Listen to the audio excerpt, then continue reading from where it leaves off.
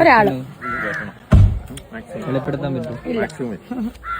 പുള്ളിക്കാരത്തി ഇതൊക്കെ കൊണ്ട് അതായത് കള്ളത്തരങ്ങൾ വെളിയിൽ വന്നപ്പോഴത്തേക്ക് എന്ത് പറയണമെന്ന് അറിയാൻ പറ്റാത്തൊരു സിറ്റുവേഷനെ പോലെയാണ് എനിക്ക് തോന്നുന്നത്. സോ അങ്ങനെ രേണുസുതിയുടെ ഒരു വീഡിയോ ആയിട്ട് വീണ്ടും വന്നിരിക്കുവാണ്. നിങ്ങൾ രേണുവിന്റെ വീഡിയോസ് ഒക്കെ കാണാറുണ്ട് എന്ന് ഞാൻ പ്രതീക്ഷിക്കുന്നു. കാര്യം രേണുവിനെ കുറിച്ച് വീഡിയോ ഇട്ട് കഴിഞ്ഞാൽ അറ്റ്ലീസ്റ്റ് എങ്ങനെ പോയാലും ഒരു 10-20,000 പേര് കാണും. കാര്യം ഈ സ്ത്രീയെ അത്രയ്ക്ക് ആൾക്കാർ വെറുക്കുന്നുണ്ട്. അതുകൊണ്ടാണ് മെയിനായിട്ട് ആൾക്കാർ കാണുന്നത്. പ്രധാനമായിട്ട് ഇവരുടെ ധിക്കരിച്ചുള്ള വർത്തമാനങ്ങൾ ഒന്ന് പറഞ്ഞാൽ രണ്ടിന് നമ്മളൊക്കെ അടിക്കാൻ വരിക. മീഡിയക്കാരുടെ മുന്നിൽ ഇവർ കാണിക്കുന്ന കുറച്ച് പെർഫോമൻസ് ഉണ്ടല്ലോ.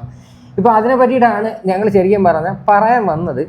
ഇവർക്കൊരു കംപ്ലീറ്റ്ലി ഇവർക്ക് ഭയങ്കര ചേഞ്ച്. അതായത് ക്യാമറയുടെ മുന്നിൽ വന്നിട്ട് ഇവരിപ്പോൾ ഒന്നും സംസാരിക്കുന്നില്ല, ഇവർ ദേഷ്യപ്പെടുന്നില്ല, ഭയങ്കര മൗനം. നേരത്തെ ക്യാമറയുടെ മുമ്പ് ഇരുന്ന് അഴിഞ്ഞാടിക്കൊണ്ടിരുന്ന രേണു ഇപ്പം വളരെ മര്യാദയ്ക്ക് സാധാരണക്കാരെ പോലെ സംസാരിക്കാൻ പറ്റും. ചിലപ്പോൾ ഈ റീലിനൊക്കെ താഴെ വരത്തില്ല, സാധാരണക്കാരിയെ പോലെ ചായ കുടിക്കുന്ന രേണു. ഇപ്പൊ ഒന്നും മിണ്ടുന്നില്ല പുള്ളിക്കാരത്തേക്ക്. ഇപ്പൊ പറയാനൊന്നും ഇല്ല. അതായത് വളരെ മിണ്ടാതെ ഒരു പ്രശ്നത്തിനും ഇല്ലാതെ എന്നെ എൻ്റെ വഴിക്ക് വിട്, ആ ഒരു മൈൻഡ്.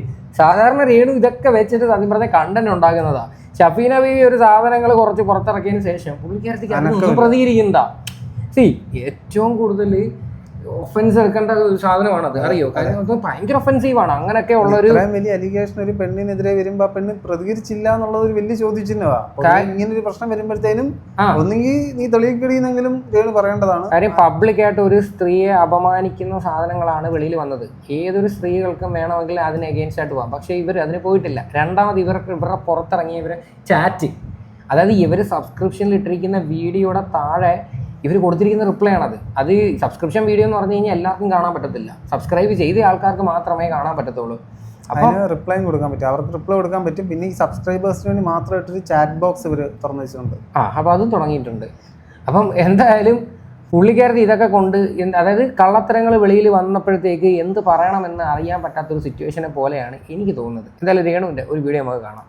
മീഡിയ എങ്ങനെ ഡീൽ ചെയ്യണമെന്ന് ഇപ്പൊ രേണുവിന് അറിയാം. തീർച്ചയായിട്ടും. കാരണം ഒരു വിവാദം നടന്ന മീഡിയക്കാരെല്ലാം എന്റെ കയ്യിലാന്നല്ല പറയുന്നത്. ഒരിക്കലും അല്ല, എന്റെ സുഹൃത്തുക്കളാണ് എല്ലാവരും.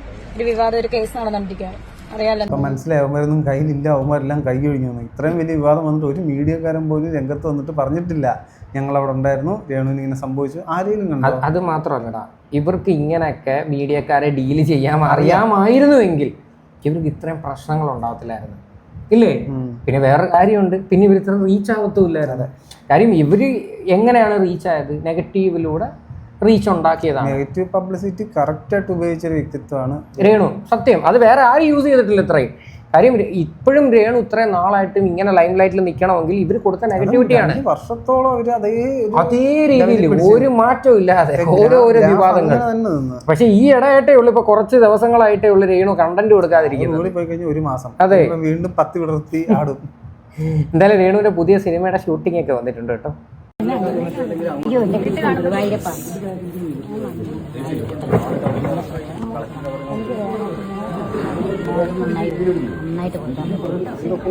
ഞാൻ വന്നപ്പോൾ വീട്ടിലായിരുന്നു. അല്ല, ഞാൻ ഇന്നലെ 3 മണി രാത്രി വരുമ്പോൾ ഷൂട്ടല്ല, ഒരു അമ്പലത്തിൽ വിളക്കൊടുക്കണം പാലക്കാട്. നമ്മൾ മനസ്സിലായോ? രേണുവിൻ്റെ പുതിയ സിനിമയുടെ പൂജ എങ്ങാണ്ട അവിടെ രേണു എത്തിയപ്പോൾ ഉള്ള വീഡിയോ ആണത്. ആ ക്ലിപ്പാണ് അതിൻ്റെ ഒരു ക്ലിപ്പാണ് ഞാൻ കുറച്ച് മുന്നേ കാണിച്ചത്. അപ്പോൾ ഈ സിനിമയിലൊക്കെ ചാൻസ് കിട്ടുക എന്ന് പറയുന്നത് വലിയൊരു കാര്യമാണ്. അത് ഞാൻ ഒരിക്കലും നിസ്സാരമായി ഞാൻ തള്ളിക്കളയുന്നൊന്നുമില്ല. ആദ്യകാലത്തെ ഇതെന്നെങ്ങാനും പറഞ്ഞിട്ട് ഇറങ്ങി തിരിച്ചു കഴിഞ്ഞാൽ പിന്നെയും കുഴപ്പമില്ലായിരുന്നു. ഒന്നാമത്തെ കാര്യം, നിങ്ങൾക്ക് അഭിനയിക്കാൻ കഴിവുണ്ടെന്ന് ഞാൻ എവിടെയും പറയുന്നില്ല, നിങ്ങൾക്ക് പാടാൻ കഴിവുണ്ട്, ഞാൻ അത് അംഗീകരിക്കാം. പക്ഷേ നിങ്ങളുടെ കുറച്ച് അപരാധങ്ങളുണ്ടല്ലോ ഈ ആൽബത്തിൽ കിടന്ന് കാട്ടിക്കൂട്ടുന്നത്, അതാണ് നിങ്ങളെ ഏറ്റവും കൂടുതൽ ജനങ്ങൾ വിലയിരുത്തുന്നത്. അല്ല, ഇതിനകത്തും കാണുമോ കെട്ടിപ്പിടുത്തം? അതെനിക്കറിയത്തില്ല, അതിന് ഏത് റോളാണെന്ന് ഇനി പുറത്ത് മനസ്സിലാക്കാൻ പറ്റും. മറ്റവരൊരു അത്യാവശ്യം വലിയൊരു നടിയാ, അവരുടെ കാലിലൊക്കെ വീണിട്ടുണ്ട്, കാല വരച്ച് താരടഞ്ഞ കാര്യമായി. പൊതുവെ സഹായിക്കുന്നവരെ എല്ലാം തിരിഞ്ഞു കൊത്തുക എന്നുള്ളത് രേണുവിന്റെ രക്തത്തിലുള്ളൊരു സാധനം. സത്യം, ഇവരുടെ കാലിലാണ് പിടിച്ചിരിക്കുന്നത്. ഇനി ഇവരെ പറ്റി എന്താണ് പറയാൻ പറ്റുന്നതെന്ന് കണ്ടു തന്നെ അറിയാം. രേണുവിന്റെ പ്രസംഗമൊക്കെ ഉണ്ട് കേട്ടോ. രണ്ടാമത്തെ സിനിമയാണ് ഞാൻ ചെറിയൊരു വേഷം ചെയ്യാനായിട്ട് വന്നത്. രണ്ടാമത്തെ സിനിമ ആദ്യത്തെ സിനിമ പുറത്തിറങ്ങിയോ? മറ്റേ ജിൻഡോടെ കൂടെ ഒരു പടം ചെയ്തായിരുന്നു, ജിൻഡോയും രജികുമാറെല്ലാം കൂടെ. ഓക്കെ. പുറത്തിറങ്ങിയോ? വെട്ടിയിലാന്ന് തോന്നുന്നു, എനിക്കറിയില്ല. പുറത്തിറങ്ങിയെന്ന് തോന്നുന്നു, ഒരു തിയേറ്റർ ഏറ്റെടുക്കുന്നത്. രണ്ടാമത്തെ പടം ഏതായാലും ഒത്തിരി സന്തോഷം. സാറന്ന് നമ്മുടെ ഫസ്റ്റ് സിനിമ ചേഞ്ചിന്റെ ഓഡിയോ ലോഞ്ചിൽ തന്നെ സാർ ഒരു വാക്ക് പറഞ്ഞിരുന്നു. എന്താ പറയാ വീണ്ടും മിക്കവാറും ബിഗ് ബോസിൽ പോകുമെന്നാണ് തോന്നുന്നത്. എനിക്കൊന്ന് അമാനുഷികമായിട്ട് എന്തോ കഴിവുള്ളതുകൊണ്ടാണ് ഊഹിച്ച് സത്യം കിട്ടിയ അവസരം കൊണ്ടുവന്ന് നശിപ്പിച്ചിട്ട് ബിഗ് ബോസ് എന്നും പറഞ്ഞിട്ട് വന്നിരുന്ന് സംസാരിക്കല്ലേ. നിങ്ങൾക്ക് മര്യാദയ്ക്ക് ആ വീട്ടിൽ നിന്നിട്ടുണ്ടായിരുന്നെങ്കിൽ ഉണ്ടല്ലോ നല്ല രീതിയിൽ കുറച്ച് പൈസ ഉണ്ടാക്കായിരുന്നു. മാന്യത ഉണ്ടായിരുന്നു. എവിക്റ്റ് ആയിരുന്നെങ്കിൽ ഇത് ലാലേട്ടൻ പറ്റത്തില്ലെങ്കിൽ ഇനി പോരെന്ന് പറഞ്ഞ് പിടിച്ചിറക്കി വിട്ടതാ. അതാണ് നിങ്ങൾക്ക് നല്ലൊരു കരിയർ ഇവർക്ക് ബിൽഡ് ചെയ്യായിരുന്നു. സത്യം പറഞ്ഞ ഇവർ അത് ആ കിട്ടിയ അവസരം ഇവർ പാഴാക്കിയതാണ്. ബിഗ് ബോസിൽ നിന്ന് ഇറങ്ങിയിട്ടേ അത് നല്ലോണം പോസിറ്റീവ് ആക്കിയിരുന്നു. പിന്നെ പുള്ളിക്കാരി നോക്കിയപ്പോ എന്താ ബിഗ് ബോസിൽ നിന്ന് വരുന്ന ഒരെണ്ണം ലൈം ലൈറ്റ് ഇല്ല, വിന്നർ പോലും ഇല്ല. എന്നാ പിന്നെ തുടങ്ങിയൊക്കെ എന്റെ പണിയെന്നും പറഞ്ഞിട്ട് പുള്ളിക്കാരി വീണ്ടും അനുമോളൊന്നും ആർക്കും വേണ്ട. അനുമോളെ പറ്റി വീഡിയോ ഇട്ട് കഴിഞ്ഞാൽ റീച്ച് ഉള്ളൂ. അല്ല അനുമോളെ പറ്റിയൊന്നും വീഡിയോ ഇട്ട് കഴിഞ്ഞാൽ റീച്ച് ഇല്ല. നിന്നപ്പോഴത്തേനും അനുമോളും അനീഷും ആയിരുന്നു. പുറത്തിറങ്ങിയപ്പോ രണ്ടിനെ കാണാനില്ല. അതാ രണ്ടും ഇല്ല. കാര്യം അപ്പം നീ ഒന്ന് ആലോചിച്ച് നോക്ക്. 35 ദിവസം നിന്നപ്പോ ഇങ്ങനെ അവര് 100 ദിവസം നിന്നായിരുന്നെങ്കിൽ ഇഷ്ടം പോലെ കണ്ടന്റും കൊടുത്ത് ഇവരുടെ ലൈഫ് തന്നെ സെറ്റിൽ ആയേനെ. മനസ്സിലായില്ലേ? ഇവർക്ക് ഇങ്ങനെയുള്ള പരിപാടികൾക്കൊന്നും പോകേണ്ട ആവശ്യമേ ഇല്ലായിരുന്നു. അവർക്ക് എപ്പോഴും ഇങ്ങനെ കൂടെ കുറെ ആൾക്കാർ പാമ്പർ ചെയ്യാണ്. ഈ ക്യാമറ ചുറ്റിനും വേണം. ഇതൊക്കെയാണ് ഇവർ ഉദ്ദേശിക്കുന്നത്. നമ്മൾ ഈ ചിലപ്പോൾ കാണത്തില്ല എയർപോർട്ടിലൊക്കെ പോകുമ്പോൾ സെലിബ്രിറ്റീസിനെ മേഡം എന്താ പറയുക, ആ ഒരു ഇമേജ് ആണ് ആൾക്ക് വേണ്ടത്. കാര്യം ആ ഒരു സുഖം പിടിച്ചു വേണം, സെലിബ്രിറ്റി ആ ഒരു ടേസ്റ്റ് കിട്ടി. മനസ്സിലായില്ലേ? സോഷ്യൽ മീഡിയയിൽ ഇങ്ങനെ അപരാധം കാണിച്ചാലേ എക്സിസ്റ്റ് ചെയ്യാൻ പറ്റൂ. അപ്പൊ ആ ഒരു ടേസ്റ്റ് പറ്റി നിൽക്കുന്ന ഒരു വ്യക്തിയാണ്. അപ്പം സ്വാഭാവികമായിട്ടും എന്തായാലും നീല ചേച്ചി അതുപോലെ എല്ലാവരെയും കാണാൻ ദൈവം വീണ്ടും ഇടയാക്കി. പിന്നെ അതുപോലെ തന്നെ ഈ അമാനുഷികവും വലിയൊരു വിജയത്തിലേക്ക് എത്തിക്കട്ടെ എന്ന് പ്രാർത്ഥിക്കുന്നു. Thank you. ആ പടം ഹിറ്റാവട്ടെ എന്ന് ഞങ്ങളും പ്രാർത്ഥിക്കുന്നു. ഇതിൽ കൂടുതൽ വേറെ ഒന്നും പറയാൻ വയ്യ. രേണു ഇപ്പം എവിടെ ചെല്ലുമ്പോഴും ഒക്കെ ഡ്രസ്സിങ്ങിലൊക്കെ ഭയങ്കര കെയറാണ് കേട്ടോ. കാര്യം ശരീരത്തിന്റെ ഒരു ഭാഗം പോലും ആരും കാണരുത് എന്ന് ഭയങ്കര കെയറായിട്ടാണ്. അതൊക്കെ അവർ ചെയ്തോട്ടെ, അതേത് സ്ത്രീകളും ചെയ്യുന്നത് നല്ലൊരു കാര്യമാണ്. അതുകൊണ്ടല്ല അവര് ഇതാക്കുന്നത്. അവര് സബ്സ്ക്രൈബേഴ്സിനെ വിളിക്കുന്നത് കുട്ടാന്നാ. കുട്ടന്മാർക്ക് കാല ഇഷ്ടം, കുട്ടന്മാർക്ക് കാല് കൊടുക്കും. എന്നിട്ട് പുള്ളിക്കാരി ഇതിപ്പോ ഒരുപാട് വിമർശനം വരുന്നു. മറ്റേ ഇവരുടെ ശിങ്കിടികൾ എടുത്തു പറഞ്ഞിട്ടുണ്ട്, ശ്രദ്ധിക്കണം. അതിന്റെ സബ്സ്ക്രിപ്ഷനകത്ത് ഞാനിതൊന്നും കാണുന്നില്ല. ഉള്ള കാര്യം പറയാനല്ലേ, എന്തൊക്കെ ഇപ്പോഴും വീഡിയോസ് ഇടാറുണ്ടോ? ഫോട്ടോസ് ഇടാറുണ്ട്. ഇവരുടെ വിചാരം ഈ എക്സ്ക്ലൂസീവ് കണ്ടന്റ് എന്ന് പറഞ്ഞു കഴിഞ്ഞാൽ ശരീരഭാഗങ്ങൾ പ്രദർശിപ്പിക്കുക എന്നുള്ളതാണ്. അല്ല, ഇൻസ്റ്റാഗ്രാം അതിനാ വെച്ചിരിക്കുന്നതാണ് കുറെ ആൾക്കാരുടെ വിചാരം. മനസ്സിലായില്ലേ? ഈ രേണുവിനെക്കാട്ടി വൾഗറായിട്ട് ചെയ്യുന്ന ആൾക്കാരുണ്ട്. അതൊക്കെ എക്സ്പോസ് ചെയ്യാൻ നിന്ന് കഴിഞ്ഞാൽ ഇവിടെ നിൽക്കത്തില്ല. നമ്മുടെയൊക്കെ ചാനൽ തന്നെ അടിച്ചു പോകും. ഞാൻ ഇതാ ചെയ്യുന്ന അക്സെപ്റ്റ് ചെയ്യുന്നുണ്ട്. രേണു മറ്റേ പുറത്ത് പുരസ്കരിക്കുകയും രേണുവിനെ സപ്പോർട്ട് ചെയ്യുന്നവര് ഡബിൾ ചെയ്യുമ്പോൾ കുഴപ്പമില്ല, ദിബിൾ ചെയ്യുമ്പോൾ എന്താ കുഴപ്പമെന്നൊക്കെ പറഞ്ഞ് ന്യായീകരിക്കുമ്പോഴാണ്. അതുകൊണ്ടാണ് സത്യം പറഞ്ഞാൽ നമ്മൾ വിമർശിക്കുന്നത്. കാര്യം അവരിങ്ങനെയാണെന്ന് പല ആൾക്കാർക്കും അറിയാം. അതായത് ഈ എക്സ്പോസ് ചെയ്ത് കാണിക്കുന്ന ആൾക്കാർ അവരുടെ പ്രൊഫൈലിൽ അങ്ങനെയുള്ള ഫോട്ടോസും വീഡിയോസേ ഉള്ളൂ. അതുകൊണ്ടാണ് അവരും കാണിക്കുന്നത്. ഇത് രേണു എന്ന് പറഞ്ഞു കഴിഞ്ഞാൽ അങ്ങനെയല്ല. രേണു ബിൽഡ് ചെയ്തൊരു ഇമേജ് ഉണ്ട്. അതാണ് ഇവിടെ എപ്പോഴും മനസ്സിലാക്കേണ്ടത്. ഒരുപാട് ആൾക്കാർ പറയുന്നുണ്ടല്ലോ രേണു തുറന്ന് കാണിച്ചു കഴിഞ്ഞാൽ എന്താ പ്രശ്നം, അതേതാണ്. ഈ ഒരു സ്ത്രീ സമൂഹത്തിന് കൊടുത്തിരിക്കുന്ന ഒരു പിക്ചർ എങ്ങനെയാണ് അത് നിങ്ങൾ തന്നെ ചിന്തിക്കില്ല. ആൾക്കാർ മനസ്സിലാക്കണം, ചീത്തപ്പേരുണ്ടാക്കാൻ വളരെ ഈസിയാണ്.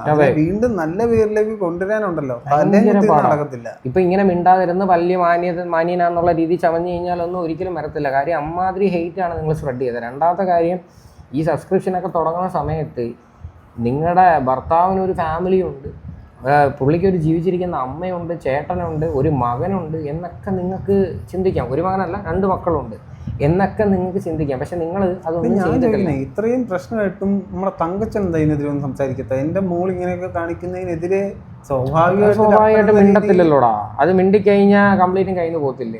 മേ ബി അവർക്കും എതിരഭിപ്രായമായിരിക്കും. എനിക്ക് തോന്നുന്നില്ല ഇതിനൊക്കെ സപ്പോർട്ട് ചെയ്യുന്നത്.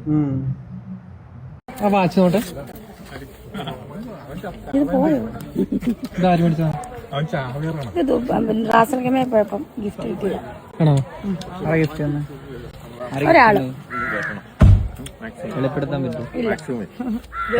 ഓ, വളരെ മാന്യമായിട്ട് സംസാരിക്കുന്നുണ്ടോ? ഒരാള് തന്നെ ഇല്ല, വെളിപ്പെടുത്താൻ പറ്റത്തില്ല. ഇത് നേരത്തെ ചെയ്തിരുന്നെങ്കിൽ ഇങ്ങനെയൊക്കെ നേരത്തെ ചെയ്തായിരുന്നേ ഉണ്ടല്ലോ. അതായത് മീഡിയക്കാർ പറയുന്ന വാക്കുകൾ ഏറ്റെടുത്ത് വട കാണുന്നുണ്ടോ അതുണ്ടോ മറ്റേ മറിച്ചാന്ന് പറയുന്നതിന് പകരം ഈ ഒരു രീതിയിലൊക്കെ ഇവർ റിപ്ലൈ കൊടുത്തിട്ടുണ്ടായിരുന്നുവെങ്കിൽ എത്ര പേര് ഇവരെ സപ്പോർട്ട് ചെയ്തേനെ. നമ്മൾ തന്നെ സപ്പോർട്ട് ചെയ്ത് നമ്മൾ തന്നെ സപ്പോർട്ട് ചെയ്ത് വീഡിയോ ചെയ്തേനെ, ഉള്ള കാര്യം പറയാമല്ലോ. പക്ഷെ നിങ്ങൾ ആ വീഡിയോക്കാർ ചോദിക്കുന്ന ചോദ്യങ്ങളെ എൻകറേജ് ചെയ്യുമ്പോഴാണ് ഇവിടെ വിവാദങ്ങൾ ഉണ്ടാവുന്നത്. അതെ, മഞ്ജു പത്രോസ് പറഞ്ഞ എന്താ, ഏത് ചോദ്യം ചോദിക്കണമെന്ന് ഒരു സ്ത്രീ എടുത്ത് അവരാണ് തീരുമാനിക്കുന്നത് അല്ലേ? അതായത് നിങ്ങൾ സ്വന്തമായിട്ടാണ് നിങ്ങൾ തീരുമാനിക്കേണ്ടത് ആർക്ക് എന്നോട് എന്ത് ചോദിക്കാമെന്ന്. ചോദിക്കേണ്ടവർ ചോദിച്ചാൽ ചോദിക്കേണ്ട മറുപടി വരും. കഴിഞ്ഞ ദിവസം രഞ്ജിനി ഹരിദാസ് ഉണ്ടല്ലോ, വണ്ടി കയറി നിൽക്കുമ്പോഴത്തേന് എന്തോ ഇവരോട് ചോദിച്ചപ്പോഴത്തേനും രഞ്ജിനി ഹരിദാസ് തിരിച്ചു പറഞ്ഞു, ഇമാതിരി കൂടെ ചോദ്യമൊക്കെ നീ മറ്റവരോട് ചോദിച്ചാൽ മതി, മര്യാദക്കുള്ള ചോദ്യം ഉണ്ട് എന്നോട് ചോദിക്കാൻ പറയാം. സംഭവം അവിടെ തീർന്നു. അതെ, അങ്ങനെ വേണം റിപ്ലൈ കൊടുക്കാനായിട്ട്. ഇത് ചുമ്മാ കുറെ മീഡിയക്കാരെ എടുത്ത് പോക്കറ്റിലാക്കി അവരെ എവിടെ പോയി കഴിഞ്ഞാൽ അവരെയും വിളിച്ച് വരുത്തി. എന്താ അനുവേട്ടനോ അമലേട്ടനോ വിളിക്കണം, മസ്റ്റാണ്. അതാ, എല്ലാരെയും വിളിച്ച് കൂടെ നിർത്തിയിട്ട് ഇങ്ങനെയുള്ള അപരാധങ്ങൾ സ്പ്രെഡ് ചെയ്യാൻ നിന്ന് കഴിഞ്ഞാൽ ഒന്നും പറയാനില്ല. ഇവരുടെ ഒരു യൂണിവേഴ്സിറ്റി രേണു മാത്രമേ കയറുകയുള്ളൂ. കറണ്ടിന് പോലും രേണുവിനെ പിടിച്ചില്ല. അതാണ് ഇവിടുത്തെ ഏറ്റവും വലിയ കോമഡി. എന്തായാലും രേണുവിന്റെ ഒരു വീഡിയോ കൂടെ കാണിക്കാം. ഈ വിവാദങ്ങൾക്ക് മുന്നേ ഉള്ളൊരു വീഡിയോ ആണ് കേട്ടോ. അതിനകത്ത് രേണു, അതെ, അതിനകത്ത് രേണു ഭയങ്കര അങ്ങ് സംസാരിക്കുക. കള്ളക്കടത്തിലൂടെ ഒരു രൂപ എനിക്ക് സമ്പാദിക്കേണ്ട. നമ്മൾ ഇപ്പൊ സബ്സ്ക്രിപ്ഷൻ ആണല്ലോ നേരെ ചുവ മെറ്റയിൽ നിന്നല്ലേ അവരവിടുത്തെ എടുത്തിട്ട് നമുക്ക് തരുന്ന നമ്മുടെ നിയമത്തിനനുസൃതമായിട്ടുള്ള പൈസയാണ് നമുക്ക് സബ്സ്ക്രിപ്ഷൻ ആണെങ്കിലും കിട്ടുന്നത് അല്ലേ. സബ്സ്ക്രിപ്ഷനിലൂടെ നിങ്ങൾ കാശ് ഉണ്ടാക്കുന്നത് വളരെ മനോഹരമായിട്ടൊരു കാര്യമായിട്ട് ഞാൻ എങ്ങും പറയത്തില്ല. കാര്യം അതിനകത്ത് കാണിക്കുന്ന പരിപാടികൾ എന്തൊക്കെയാണെന്ന് നമുക്കറിയാവുന്നതാണ്. അത് വളരെ മാന്യമായിട്ടാണ്, മറ്റേതാണ് മറിച്ചാണെന്നൊക്കെ പറഞ്ഞു കഴിഞ്ഞാൽ ഉണ്ടല്ലോ, രേണുവിൻ്റെ കുറച്ച് അന്ധമായ ഫാൻസിനെ കണ്ണിൽ പൊടിയിടുമായിരിക്കും. പക്ഷെ നമ്മുടെ കണ്ണിൽ പൊടിയിടാനായിട്ട് നോക്കരുത്. ഇവര് മറ്റേ ഒരു ആൽബം ചെയ്തില്ലല്ലോ അവൻ്റെ കൂടെ, ഒരു പൂജാരിയുടെ കൂടെ. ആ ആൽബത്തിന്റെ ഇടയ്ക്ക് ഇവര് പറഞ്ഞ് രേണു മരത്തിൽ കയറുമെന്ന്. അപ്പൊ രേണു പറഞ്ഞ് മരത്തിലൊക്കെ കയറാം, പക്ഷെ സബ്സ്ക്രിപ്ഷൻ ഇടാൻ പറ്റുന്ന ഫോട്ടോ എടുത്തരണമെന്ന്. ഞാൻ വിചാരിച്ചു ചുമ്മാ പറഞ്ഞു, പക്ഷെ ആ സാധനങ്ങളൊക്കെ കട്ട് ചെയ്ത് സബ്സ്ക്രിപ്ഷനകത്ത് അടിച്ചു കയറ്റിയവര്. അതാണ്, അല്ലാതെ അത് കള്ളത്തരമൊന്നുമല്ല. അപ്പം ഞാൻ കള്ളത്തരത്തിൽ ഒരു പൈസയും നേടാൻ ആഗ്രഹിക്കുന്ന വ്യക്തിയല്ല. അതാണ് എനിക്ക് പറയാനുള്ളത്. ഞാൻ അങ്ങനെ ചെയ്തിട്ടുമില്ല. പിന്നെ എനിക്ക് അന്ന് ദേഷ്യം കയറുമ്പോൾ പറഞ്ഞു നിന്റെ അവിടെ തന്തയാണെന്ന് പറഞ്ഞു. ശരിയാണ്, എനിക്ക് ഇപ്പോഴും അങ്ങനെയാണ് പറയാനുള്ളത്. അത് ചെയ്യുന്ന അവിടെ തന്തയും തള്ളയായിരിക്കും, ഞാനല്ല.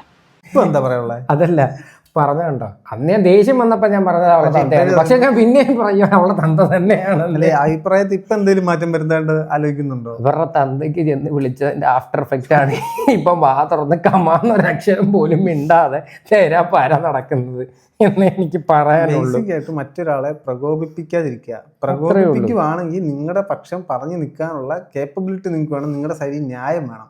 ഇല്ലാത്തടത്തോളം കാലം അതിനകത്ത് പറയല്ലോ, ഒരു ആന കുത്താൻ വന്ന് എന്ത് ചെയ്യും, നെഞ്ചു പിരിച്ച് നിന്ന് ആന ഇതുപോലെ കുത്തിപ്പറിച്ച് അയ്യത്ത് കളഞ്ഞിട്ട് പോകും. അതെ, എന്തായാലും രേണു ഇനിയെങ്കിലും എന്ത് പറയണ്ട, ഈ മാന്യമായിട്ട് ഇപ്പം നിങ്ങൾ നിൽക്കുന്ന സ്റ്റാൻഡ് ഉണ്ടല്ലോ, അങ്ങനെ കണ്ടിന്യൂ ചെയ്യുന്നതായിരിക്കും ഏറ്റവും ബെറ്റർ. അതാകുമ്പോഴത്തേക്ക് നിങ്ങൾക്ക് എഗെയിൻസ്റ്റ് ആയിട്ട് വരുന്ന വീഡിയോസും കുറയും.